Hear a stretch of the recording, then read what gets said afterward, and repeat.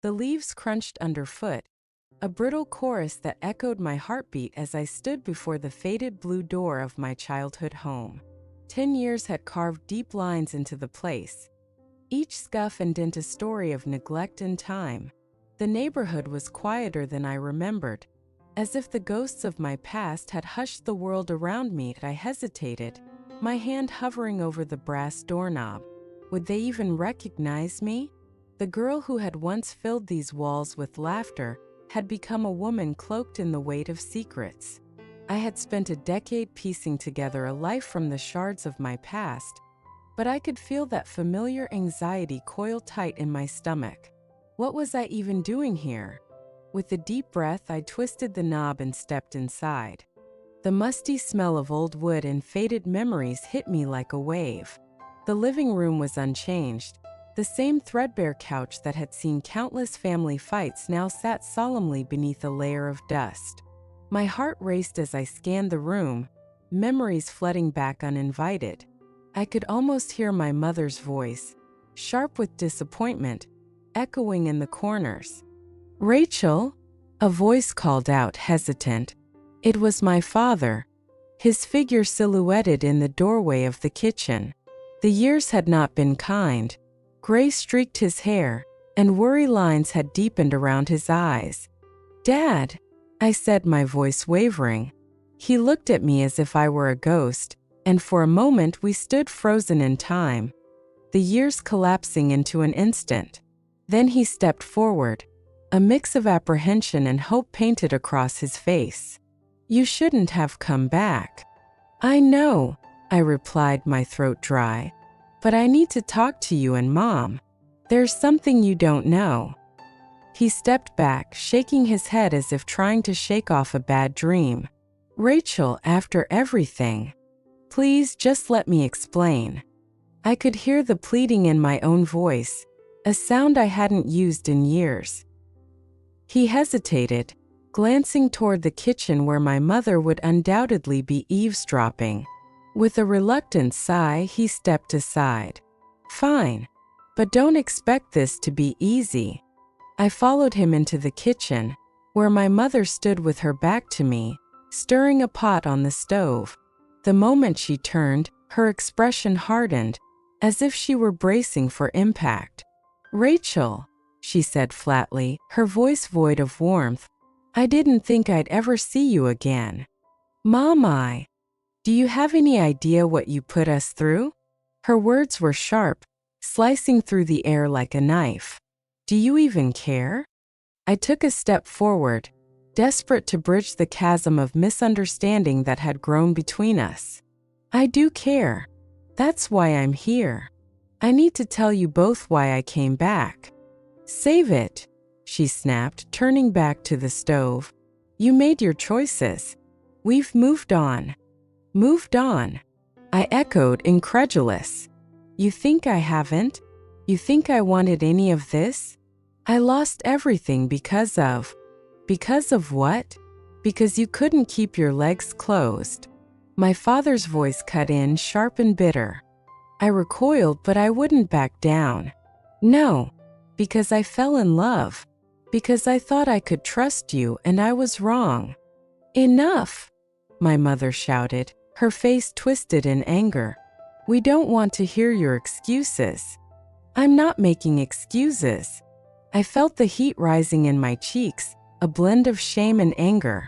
"I'm here to tell you that I have a daughter now, and she deserves to know her grandparents." The silence that followed was heavy, thick with disbelief. My parents exchanged glances that spoke volumes, a mix of shock, anger, and the ghost of old wounds reopening. "You expect us to just accept this?" my father asked, his voice barely above a whisper. "She's your granddaughter," I replied, my heart pounding, "and I need your help. She needs a family."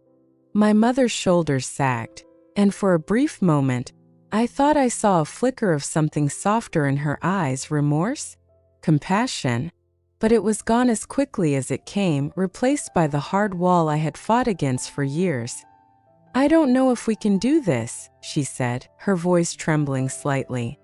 Please. My voice cracked. I didn't come here to hurt you. I just want you to understand. I want you to know that I'm trying to do better for her, but I can't do it alone.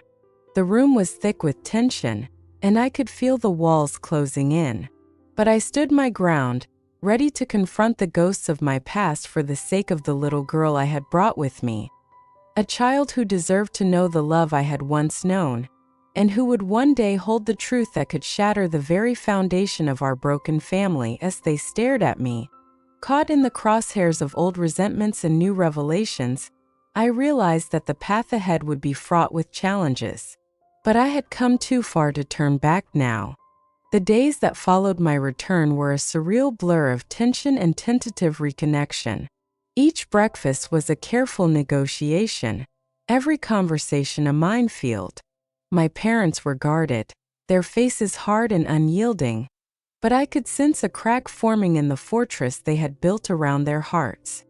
On the third day, as I watched my mother clean the kitchen, I summoned the courage to broach the subject of my daughter again. "Mom, can I at least show you a picture of her?"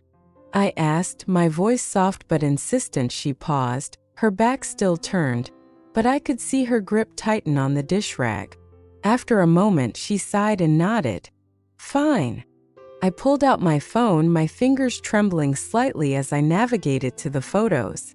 There she was, my little girl, her curly hair framing a face bright with laughter, eyes sparkling with mischief. I held the screen up for my mother to see. "Her name is Lily," I said, my heart pounding. "She's 6 now, just like I was when, well, you know." My mother turned slowly, her expression unreadable as she studied the image. For a moment I dared to hope. "She's beautiful," she finally said, her voice almost a whisper. "That's just the beginning," I pressed on, emboldened by her words.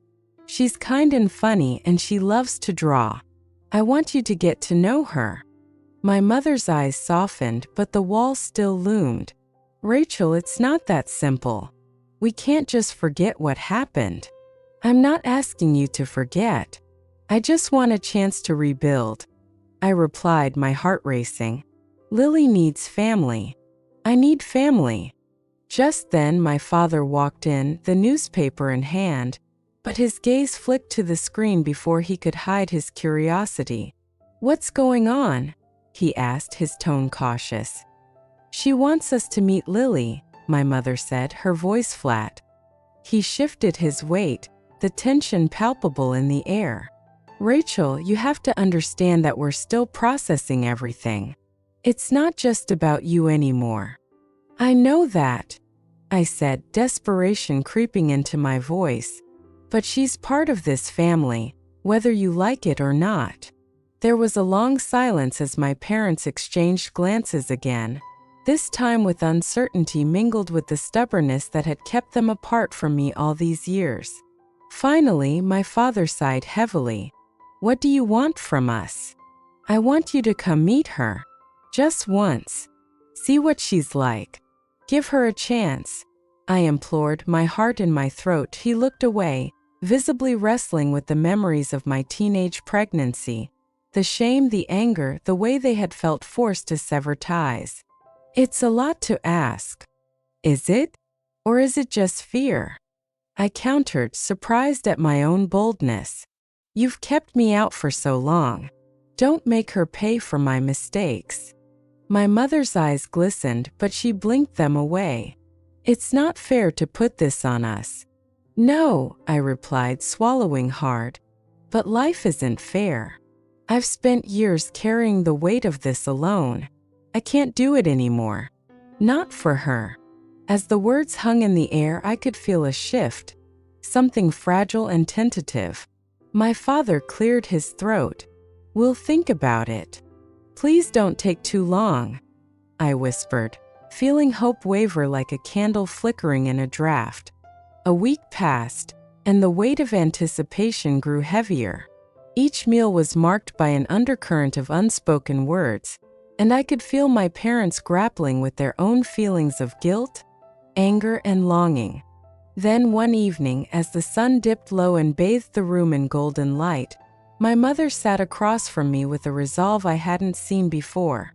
"We'll meet her," she said, her voice steady but quiet. My heart soared. But a moment later, doubt crept in. "Are you sure? You don't have to if you're not ready." "No, Rachel," she replied firmly. "It's time." When the day finally arrived, I was a bundle of nerves. I dressed Lily in her favorite sundress, the one with the bright flowers that matched her exuberance. As we approached my childhood home, I held her hand tightly, grounding myself in her presence. My parents stood on the porch, their expressions a blend of apprehension and anticipation. "Lily, this is your grandma and grandpa," I said, crouching down to her level. She looked up at me, her eyes wide. "Hi," she chirped, waving with a mix of innocence and curiosity. "Hello, sweetie," my mother said, her voice wavering. "I'm your grandma." Lily stepped forward, her natural warmth dissolving the tension that had wrapped around us like a tight cocoon. "I like your flowers," she said, pointing at my mother's blouse. My mother's lips curved into a smile, and I felt a flicker of hope ignite. "Thank you, Lily. Would you like to come in?" As Lily bounded inside, the atmosphere shifted. The awkwardness began to ebb away, replaced by something new. Cautious joy, perhaps. I followed, glancing at my father, whose expression was still guarded but less harsh. "Would you like some cookies?" he asked Lily, surprising me with the softness in his voice. "Your grandma baked them."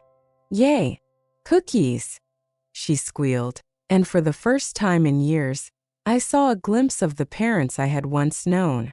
As we settled into the living room, laughter began to weave its way through the air. My mother told stories about her garden, while my father listened, his eyes flicking to Lily's animated reactions. I could hardly believe this was happening, but amid the laughter, there was still a storm brewing within me. It was time for the truth to come out. As the conversation flowed, I caught my mother's eye, and the moment felt right. "Mom, there's something else I need to tell you," I said, my voice steady but my heart racing. She paused, a shadow crossing her face. "What is it?" "I didn't come back just to introduce you to Lily. I came back because I need you to know the truth about her father." The laughter faded, replaced by a thick silence. My father's expression shifted, concern etching deeper lines on his face. "What do you mean?" I took a deep breath, feeling the weight of the moment. "Lily's father is someone you both know. It's Mark." The revelation hung in the air, heavy and electric. My mother's face paled, and my father's eyes widened in disbelief. "No, it can't be," he said, shaking his head slowly. "You can't mean that." But I nodded, my heart pounding. "I do. Mark and I met in college. We were young and reckless, and I thought we could make it work. But when I got pregnant, everything fell apart. He didn't want to be a father, and I didn't know how to tell you. So I ran." Silence enveloped us, the truth sinking in. "He's been absent all these years," I continued. "And now Lily deserves to know her roots, just like I did." My mother's hand flew to her mouth, her eyes brimming with tears.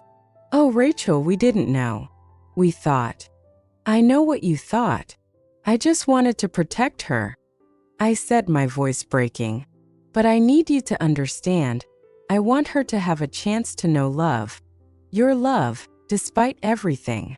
My father finally spoke, his voice low and filled with emotion. "This changes everything, Rachel. We can't erase the past, but we can try to build a future." My heart swelled with a glimmer of hope as I looked at Lily, who was happily munching on cookies, completely oblivious to the weight of our revelations. "Can you do that?" I asked, my voice trembling. My mother nodded, tears streaming down her cheeks. "For Lily, we will try." As the sun set outside, casting a warm glow over the room, I realized we were not just mending a broken family. We were beginning to forge something new. The past would always be there, but together we could carve a path forward. A path filled with love, understanding, and the promise of a brighter tomorrow.